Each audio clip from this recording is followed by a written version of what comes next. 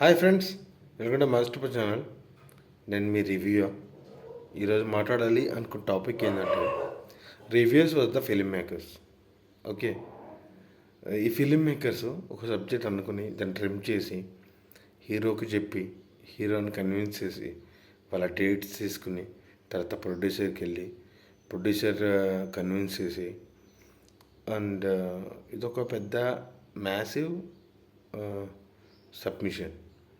So ఇవన్నీ చేసి పాపం వాళ్ళు షూటింగ్ వరకు వెళ్ళి షూటింగ్ చేసి సినిమాకు అవుట్పుట్ తీసుకుని దానికి విఎఫ్ఎక్స్ బీజిఎం యాడ్ చేసి రిలీజ్ చేస్తారు.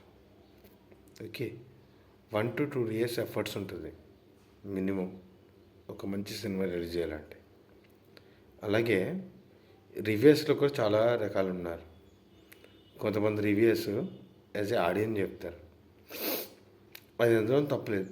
కానీ కొంతమంది రివ్యూస్ యాజ్ ఏ డైరెక్టర్ చెప్తారు. లైక్ బార్బర్ ఆడొక పేపర్ తీసుకుని వస్తాడు, వచ్చిన సోది వచ్చినట్టు దెంగుతాడు. నేను ఇక్కడ కన్విన్స్ అవ్వలేదు, నేను ఇక్కడ నవ్వలేదు. ఎవడడిగాడు రా నేను నవ్వమని? ఎవడడిగాడు నిన్ను చేయమని? నీ బొక్కలో బొక్కడే రివ్యూ.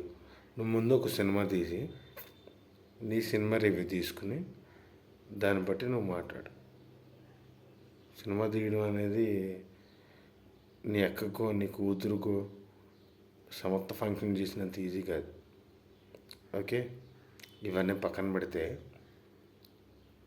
రివ్యూస్ అనేవాళ్ళు పాజిటివ్ చెప్పాలి, నెగిటివ్ చెప్పాలి. ఓన్లీ నెగిటివ్ చెప్పేవాళ్ళు చాలా కమర్షియల్.